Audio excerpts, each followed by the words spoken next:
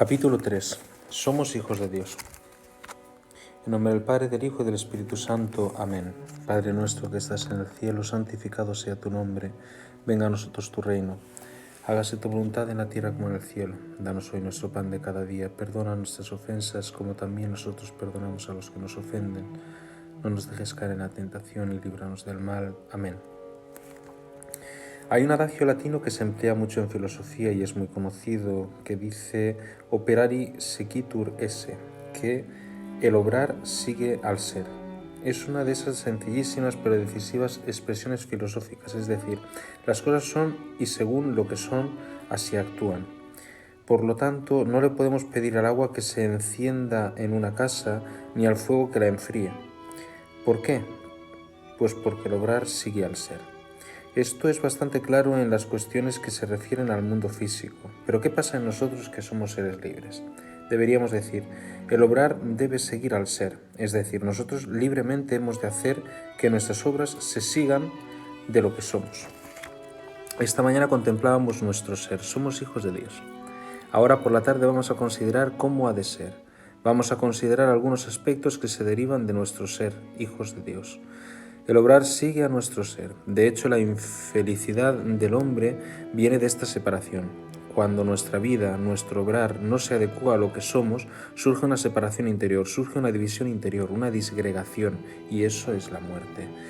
¿Qué es la muerte? Es la separación. ¿Qué es la muerte en la vida interior? La separación de nuestra vida con Dios. Y eso, en el fondo, es el que no vivamos según lo que somos. Por lo tanto, hoy seguimos dentro de esta primera palabra del Padre Nuestro, Padre. Seguimos en ella.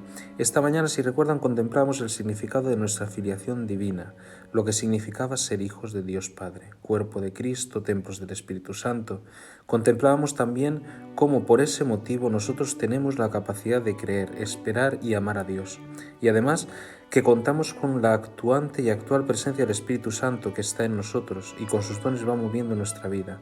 Va teniendo una presencia que se puede notar en cada momento de nuestra existencia. El Espíritu Santo no es ajeno. Insisto en algo importante. El Espíritu Santo, en estos días de ejercicios, estará de un modo muy especial moviendo nuestro espíritu, nuestra vida interior, para que volvamos a Dios, atendamos sus insinuaciones y sus indicaciones. En esta segunda parte vamos a ver qué aspectos y actitudes se deben seguir de nuestro ser hijos de Dios. Me voy a servir fundamentalmente de la explicación que hace Santo Tomás de Aquino y junto a él de algunas consideraciones de Santa Teresa de Jesús en Camino de Perfección. Vamos a ver 4 consecuencias, 4 aspectos que en nuestra vida deben de estar presentes por ser hijos de Dios. Actitud de adoración como virtud de la religión. En primer lugar, la actitud de adoración. Sí, efectivamente somos hijos de Dios Padre, de ahí surge una relación con Él, que si no es sino la de un hijo con su Padre, donde la distancia es infinita. No perdamos esto de vista, la distancia que existe entre el Creador y la criatura es infinita. Pero Dios, por su amor, ha querido asociarnos a su propia familia. ¿Qué surge de nosotros? Una actitud de adoración, el hincarnos de rodillas y decir, Dios mío, tú lo eres todo, tú eres mi único Señor, a ti solo serviré, te amaré con todo mi corazón y con toda mi alma, con toda mi mente, con todo mi ser. Eso es la adoración. Sabemos que la adoración es el acto principal de la virtud de la religión. ¿Y qué es la virtud de la religión? Lo de las virtudes es muy importante, hay que recuperar el lenguaje de las virtudes. De hecho, es importante darnos cuenta de que en nuestra vida necesitamos virtudes. Déjenme que les cuente una anécdota. Son ahora las 15 horas. Aún no tengo cogido bien el horario de estas latitudes. Y en mi país, las 3 de la tarde, una meditación es lo mismo que un atentado a mano armada. Un atentado fuerte, porque a estas horas uno está meditando profundamente. Yo no sé si aquí todos han meditado profundamente, pero a estas horas el poder hablar de una cuestión es más profunda. La filosofía es muy difícil. En San Dámaso, que es el seminario de Madrid, en la Facultad de Teología, antiguamente dio clases de metafísica un obispo que ya ha fallecido, Antonio Palenzuela, obispo de Segovia, un hombre muy burlón. Un día fui a verle, él estaba enfermo, le habían quitado un pulmón y estaba muy mal. Y le dije, don Antonio, que yo soy profesor de filosofía, soy sucesor suyo porque explico metafísica. Entonces me miró y me dijo, ¿y a qué hora das clase? Le contesté, a las 9 de la mañana. Y me replicó: entonces no eres mi sucesor. Yo la daba a las 4 de la tarde, y explicar filosofía a las 4 de la tarde es casi imposible. Quiero hacer una referencia a las virtudes porque es fundamental. ¿Qué es una virtud? Perdón por la consideración, pero es muy importante para que también demos contenido a nuestra meditación, para que nos demos cuenta de que esto es importante. Si tuviéramos que hacer una analogía o una comparación con la vida física, la virtud sería, digámoslo así, como los músculos, porque te permiten hacer una serie de actividades. Si una persona carece de músculos, está debilitada. Si a una persona le dices: oye, por favor, ¿me puedes llevar esta mesa allí? Y te responde: no tengo fuerza, no puedo, aunque quisiera no puedo. ¿Qué le falta? Le falta la fuerza, le falta la virtus, le falta la posibilidad. Pero ¿cómo vienen las virtudes? Pues hay diversos tipos de virtudes. Unas son infusas, Dios nos las regala. Son las virtudes teologales, la fe, la esperanza y la caridad. Aunque hay que aceptarlas libremente, si uno no quiere, no las recibe. Hay otras virtudes que se obtienen por repetición de actos. Por ejemplo, la virtud de la puntualidad. Esto cuesta, pero cuando uno se lo propone, al cabo de 1, de 2, de 5 veces uno llega a ser puntual. Otro ejemplo, la virtud del silencio. Pues puede costar guardar silencio, pero si uno se preocupa por ello un día y al día siguiente y al tercero, llega el sábado y todos callados. Ahí en Armenia, y hay que volver a hablar. Cuesta, ¿por qué? Porque uno no tiene costumbre. Lo contrario a la virtud es el vicio. La virtud es un hábito operativo bueno, es decir, es una predisposición adquirida para hacer algo. El vicio es un hábito operativo malo, es una predisposición a lo contrario. Si uno es perezoso, por ejemplo, cuando suena el despertador y tarda exactamente desde que suena hasta que se levanta media hora o 3/4 de hora, a eso se le llama pereza. Sin embargo, si cuando suena uno empieza a hacer el esfuerzo poco a poco y a decir: pues venga, me levanto, cada vez te cuesta menos. Es curioso, vas adquiriendo la virtud. Otro ejemplo sería el rezo de la liturgia de las horas. Todos sabemos que es una gozosa obligación que tenemos los sacerdotes de hacer presente la oración de la Iglesia. Nos puede costar, sobre todo si lo hemos abandonado, nos cuesta. Pero si uno empieza y lleva 3 semanas o 4, ya no le cuesta. ¿Por qué? Pues porque ya tienes la virtud. Hay una virtud que es la virtud de la religión. ¿Y cuál es esta? Es la virtud que nos lleva a hacer actos propios de la criatura respecto al Creador. Por ejemplo, cuando llega un domingo, a uno le nace alabar al Señor, porque ya tiene la virtud de la religión. Es por tanto una virtud que lleva a prestar el debido respeto a Dios. Podemos faltar a la virtud de la religión, por ejemplo, cuando empleamos el nombre de Dios de un modo poco respetuoso. Podemos faltar también a la virtud de la religión si nos dedicamos a las adivinaciones o al espiritismo. Todo esto es falta de virtud de la religión. ¿Por qué? Pues porque eso no se da el debido respeto al nombre de Dios. Sabemos que el acto fundamental de la virtud de la religión es la adoración. ¿Por qué les digo esto? Porque es importante que adquiramos el hábito bueno de la adoración. Y esta virtud hay que ir conformándola. Al principio costará. ¿Por qué? Pues porque si no tenemos la costumbre, el hábito operativo bueno de adorar a Dios, nos costará mucho. Nos ponemos delante del Santísimo y uno dice: aquí 1 hora, y uno empieza a sudar. Pero 1 día, 2 días, 3 días, 4 días, 6 días, si uno va adquiriendo la costumbre, el tiempo se te pasa rápidamente. Hay un colegio de religiosas en Madrid, inaugurado hace poco, que tiene la costumbre de ir a hacer adoración al Santísimo con los niños pequeños, con los parvulitos, con los niños de guardería, con los niños de 3 años. Los niños pequeños van a lo mejor solo 10 minutos y dicen que cuando llegan al 4., 5., 6. y ya con 10 u 11 años no les cuesta hacerlo. Es más, les encanta porque ya es algo natural. Tienen el hábito operativo bueno, tienen la virtud. Yo me pregunto, ¿y yo, sacerdote, tengo la virtud de la adoración? Pero si esto es algo propio de cada cristiano, de todo hijo de Dios, así que ¿cuánto más de un sacerdote? Adorar a Dios es una belleza. Voy a leerles con respecto a esto lo que dice el Catecismo de la Iglesia Católica sobre la adoración en los números 2096 y 2097. La adoración es el primer acto de la virtud de la religión. Importante, ¿eh? Dice que es el primer acto, el primero. La virtud de la religión tiene un primer acto que es la adoración, y este no se cumple. Si este no se cumple, los demás... La Madre Teresa de Calcuta decía que cuántos problemas se resolverían en el mundo si los que gobiernan dedicaran más tiempo a la adoración. Y sigue diciendo el Catecismo que adorar a Dios es reconocerle como Dios, como Creador y Salvador, Señor y dueño de todo lo que existe, como amor infinito y misericordioso. Es reconocerle: sé que eres tú, lo sé, Señor, eres tú, mi Señor, el que ha creado todo, el que me ha salvado, el Señor de los cielos y la tierra. Reconocerle. Tengo recortada y guardada una noticia de un periódico de España que cuenta la anécdota de un señor que se quedó sin gasolina y tuvo que hacer autostop para que alguien le recogiera y le acercara a la gasolinera a comprar gasolina. Y cuenta que un motorista con su casco y una moto enorme paró, le dijo que subiera y el señor no se montó. A él le extrañaba que detrás de ellos fuesen otras dos motos muy pegadas. Cuando llegaron a la gasolinera, el motorista le dijo que si lo volvía a llevar hasta el coche. El señor le dijo que sí y así lo hizo. Cuando llegó al coche le dio las gracias y entonces el motorista se quitó el casco. Era el rey de España.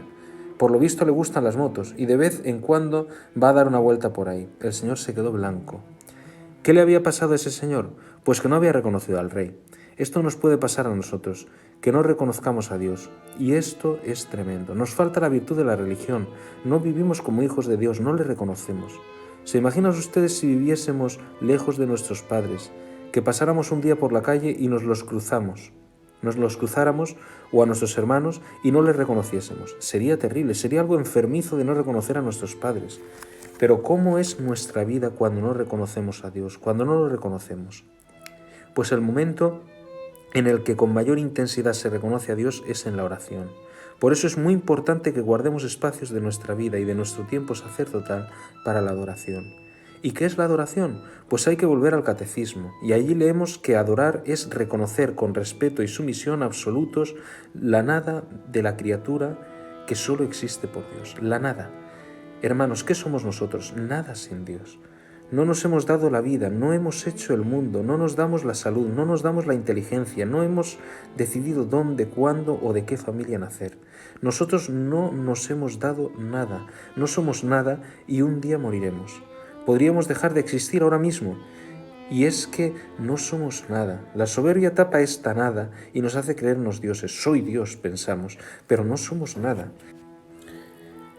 El otro día vino el prefecto de una congregación de Roma a la facultad y le preparamos una visita formal, una visita normal.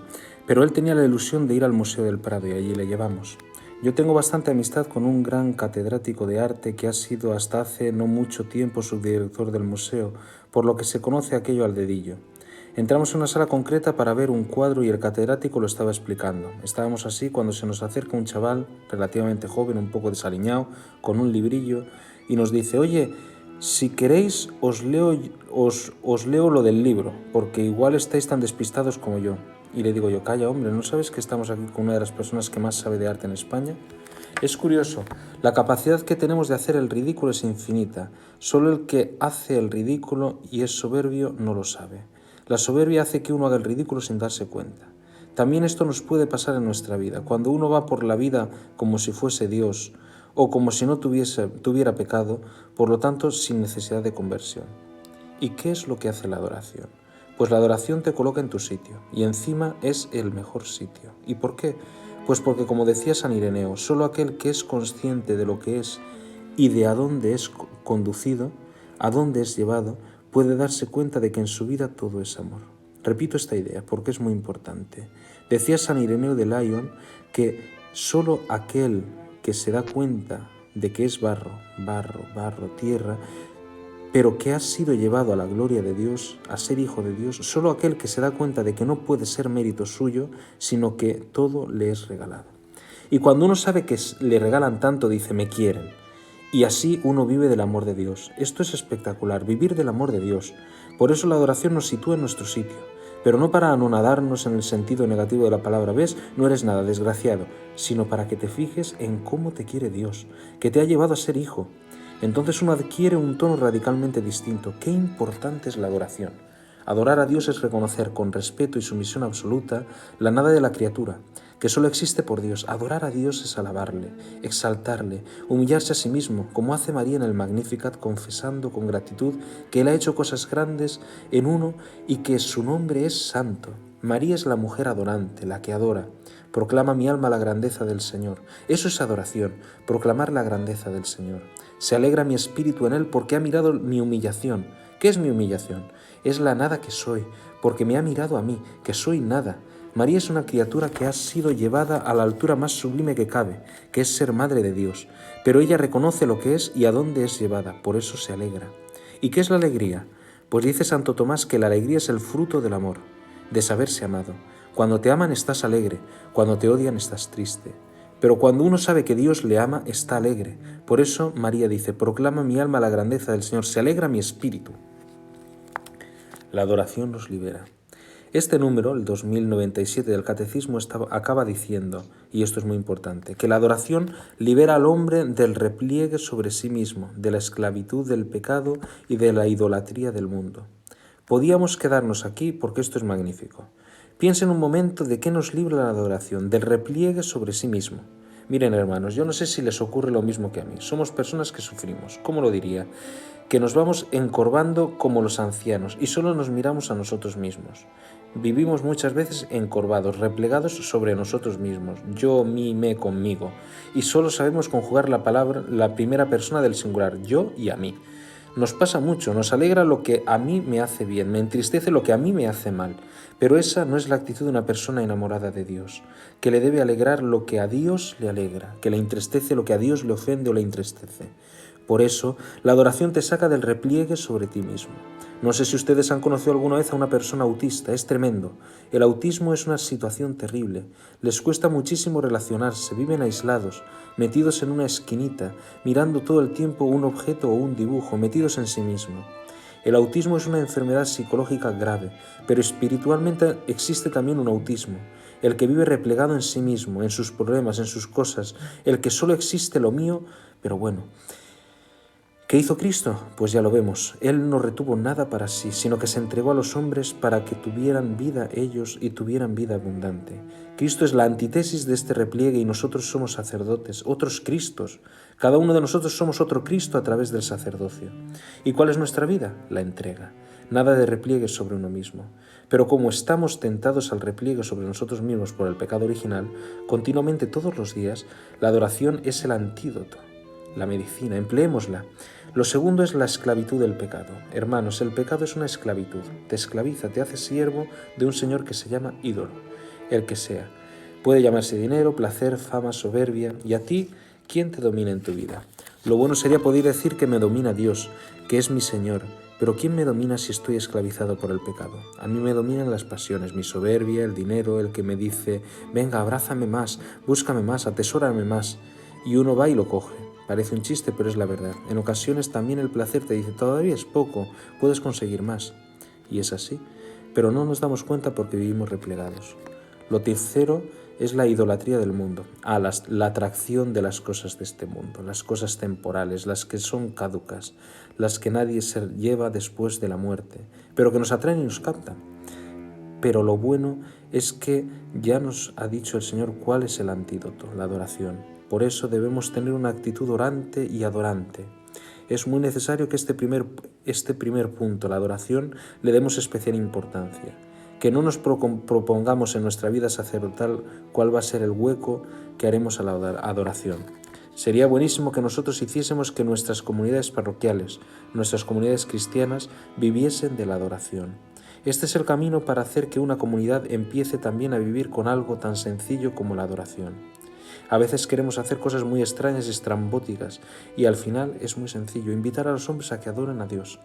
Esta es la primera consecuencia de nuestro llamar a Dios Padre, la adoración. Conocimiento e imitación de Cristo, tarea personal. La segunda consecuencia, dice Santo Tomás, es imitarle, así de sencillo. ¿Cómo se parecen los hijos a los padres? A mí, y lo digo con gozo, me pasa no pocas veces que mi voz se parece a la de mi padre. Cuando llaman a casa me confunden con mi padre y eso me alegra muchísimo. ¿Por qué? Pues porque nos parecemos, porque tenemos ademanes muy parecidos, formas de ser, gestos, tonos de voz y nos parecemos.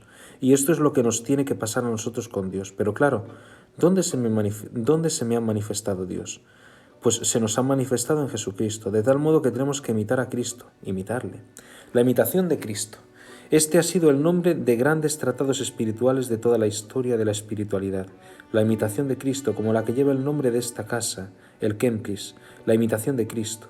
Pero para imitarle hay que conocerle, y para conocerle hay que orar y leer la Escritura y estudiarla, conocer para amar. Por eso otra consecuencia de nuestro ser hijos es querer imitar a Dios. ¿Cómo podemos imitar a Dios? Imitando a Cristo, Hijo de Dios vivo. Pero para eso hay que leerle, hay que adorarle, Hay que saber cómo es, cómo piensa, qué mirada tiene, y hay que intimidar con él. Y eso es lectura de la Escritura a la luz del Magisterio. Sabemos que la Escritura no puede ser leída a libre antojo, libre interpretación. No somos protestantes, sino que sabemos que la Escritura se lee tal y como la lee la Iglesia.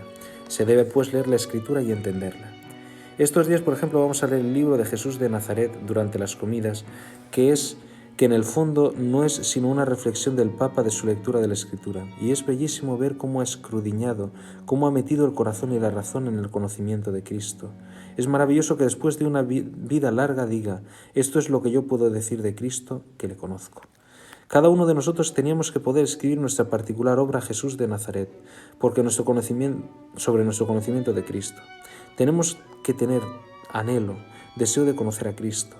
Por eso la lectura de la Escritura, un papel fundamental en nuestra vida. La tercera actitud del Hijo, siguiendo a Santo Tomás, es la obediencia. La primera era adorarle, la segunda imitarle y la tercera la obediencia. San Ireteo de León dice: la obediencia es la expresión de la libertad. Decir que la obediencia es libertad es un escándalo para los no creyentes. Sí. ¿Y por qué? Porque el que dice que no obedece a nadie también obedece, y obedece seguramente a sus propias bajas inclinaciones, al repliegue sobre uno mismo. Todos obedecemos. ¿Por qué? Pues porque no somos Dios y estamos sujetos a Él. Pues bien, ¿a quién obedecemos nosotros? A Dios Padre. Señor, ¿qué pides de mí? Querer obedecer. Nosotros los sacerdotes tenemos un problema muy serio, somos los más liberales que existen. Vivimos a nuestro aire, nos cuesta mucho que nos digan las cosas. Lo digo por mí, nos cuesta. Mis hermanos, que cada uno tiene un trabajo distinto, me dicen a veces, hablando con ellos en estas conversaciones largas que tenemos, por ejemplo en Navidad, que llegan a la conclusión de que viven la obediencia muchísimo más que nosotros los sacerdotes. Es que nosotros en el trabajo nuestro llegas 1:15 de la tarde y ya tienes al jefe personal llamándote: oye, ¿qué ha pasado aquí? Es que tú no cumples los resultados que te han impedido para este mes y ya te están llamando. Es que si tienes que atender al teléfono y de pronto un día te has ido a tomar un café y vuelves y nadie ha cogido el teléfono, ya tienes ahí al director diciendo: ¿qué pasa? Es que si eres profesor y no das clase un día, te llama el director del departamento para saber qué ha pasado con esa clase o para decirte esto y no cobras. Por tanto, ¿qué pasa? Pues que humanamente obedeces. Las personas en el mundo civil obedecen, porque si no obedeces, no sobrevives. Y entonces nosotros, ¿cómo vivimos la obediencia? Voy a contar una anécdota. Yo fui a ver un sacerdote amigo mío, a conocer su parroquia, y no estaba. Así que fui a ver el horario, y esto que le voy a decir es tal cual lo ponía allí en la puerta del despacho parroquial. Abrimos cuando venimos, cerramos cuando nos vamos. Si vienes y no estamos, es que no coincidimos. Con lo cual uno dice: magnífico, esto es lo que se llama libertad de espíritu. Es que yo cada día me dejo llevar por el carisma. Otra anécdota: cuadro de misas en una catedral. En una catedral. Fui a ver el horario de misas, efectivamente lo ponía, pero en una de ellas ponía la hora, 8 de la mañana, y un añadido entre paréntesis: casi siempre. Claro, yo fui a preguntar. Todo esto me pasó porque mi hermano me había dicho que él iba a misa por la mañana y que algunas veces no había. Así que como yo conocía a un canónigo, fui a preguntar el porqué. Y me dijeron que efectivamente algunos días no se celebraba porque era de un sacerdote al que ciertos días le costaba levantarse. Y como no había gente que había protestado para no engañar a nadie, pues se había puesto ese añadido. Viva la libertad, el carisma, dejarse llevar por el espíritu, pero esto es dejarse llevar por la cara dura. Nosotros al final, esto de la obediencia, ¿cuánto nos cuesta? Y es que todos tenemos el mismo pecado original, estamos todos en la misma media, y yo me incluyo. Cuando alguien te marca un poco, eso es complicado. Entonces, ¿qué pasa? Pues que de la obediencia lo vivimos tan en abstracto que hay que concretarlo un poco. ¿Obedecer a Dios? Sí, yo te obedezco, pero obedece a la Iglesia. Esto es importante porque la Iglesia es nuestro entronque. No hay que abstraer a Dios ni dejarlo en el étereo cielo de los entes espirituales. Y es que no podemos separar nunca la línea de Dios Padre, Jesucristo, la Iglesia y las meditaciones. Por ejemplo, si a mí la Iglesia me dice que debo rezar la liturgia de las horas, esa es mi obediencia al Padre. Así de concreto es y así de bello. Ya después cada uno sabe cuál es su forma concreta de obedecer. ¿Por qué? Porque es el modo natural de obedecer a Dios Padre. Esto de la filiación divina, al final, es muy concreto y se debe vivir así. Cuidado con las abstracciones, con el mundo de lo etéreo, es muy concreto. Por ejemplo, uno dice: yo obedezco a Dios Padre, pero después la misa es... No hace mucho fui a celebrar con una persona y cuando íbamos a preparar el altar me dijo que no utilizaba el misal. Y yo le dije, ¿te lo sabes de memoria? Y él me contestó, no, es lo que me sale del corazón. El prefacio de verdad fue así. En verdad es justo y necesario alabarte, Dios Padre, porque procedemos del mono. Y lo decía refiriéndose a lo que dice la teoría de la evolución, haciendo de un canto de la evolución. Yo cuando acabó le dije, mira, del mono procederás tú, yo no, porque está clarísimo que la teoría de la evolución de Darwin está más que superada. Que el hombre no procede del mono, que no, alguno a lo mejor que sí, pero yo no. Por tanto, debemos celebrar la misa tal y como la Iglesia nos lo dice. Unos dirán que esto es esclavitud. No, esto es obediencia y es propio del Hijo. Esas cosas parecen de broma, pero son muy importantes. También es bueno que hoy nos preguntemos, ¿y yo cómo veo la dimensión de la obediencia, sin engañarse? El que no encuentre 5 fallos gordos en su obediencia es que ha examinado mal, seguro, porque si nos examinamos bien, como decía Santa Catalina de Siena, encontramos fallos gordos en nuestra obediencia. Además, le quitamos importancia siempre. En general, todos los hombres tendemos a excusarnos, pero los sacerdotes somos los malabaristas de la excusa.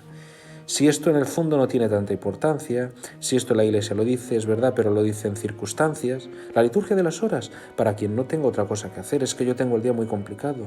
Misas todos los días, ¿cómo voy a decir misa todos los días? El misal, sí, pero mi comunidad es mucho más creativa y necesita alicientes, que hoy hablemos del mono y mañana de la cebra. Qué bonito decir, voy a obedecer, hay que ser humildes.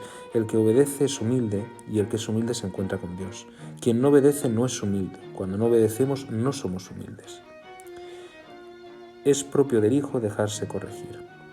Y por último, el cuarto aspecto donde se demuestra que uno vive como hijo es que es muy bonito, aunque no suene bien. Lo resume muy bien Santo Tomás trayendo a colación un texto de los Proverbios. No desdeñes, hijo mío, la instrucción de Yahvé, no te dé fastidio su reprensión, porque Yahvé reprende al que ama, como un padre al hijo querido, que es propio del hijo dejarse corregir. Proverbios 3, 11, 12. Y es que esto nos cuesta un montón. Que nos corrijan nos cuesta muchísimo. Es muy difícil dejarse corregir, pero es una de las pruebas reales de humildad y debemos aceptarla de buena gana. Lo dice en Proverbios, no desdeñes, hijo mío. Y lo dice utilizando la palabra hijo, no rechaces, no quites importancia, hijo mío, a lo que yo te digo, no te fastidie mi reprensión, porque Dios reprende a quien ama, le corrige. ¿Y para qué? Pues para llevarle a la vida. ¿Los padres corrigen a los hijos? Claro que sí, es que si no los corrigen no los educan, y si no los educan al final son, con su carácter, unos monstruitos. Aquel que no es corregido después no hay quien lo toque. Y no es verdad que a nosotros como sacerdotes, lo digo por mí, nos cuesta muchísimo que nos corrijan, muchísimo. Lo que pasa es que las correcciones de Dios también son muy etéreas. ¿Cuándo me ha corregido Dios? Al final volvemos a lo mismo, Dios, Cristo, la Iglesia. La Iglesia me puede decir esto no, o esto sí, a través de quien puede decírmelo. Santo Tomás habla de la paciencia en la reprensión y el castigo, refiriéndose al castigo medicinal. Y lo dice en el sentido de aquello que te dicen y te hace reaccionar, que te hace salir de una situación difícil, de una situación de pecado, de una situación de infelicidad, de una situación donde nos estemos jugando quizás el alma y la vida eterna. Hermanos míos, que esto es muy importante, que nos jugamos la vida. Por eso, qué bueno es quien te corrige, quien nos pone ante la verdad de nuestra vida. Así podemos vivir como auténticos hijos. Qué bien, hoy nos quedamos con esto.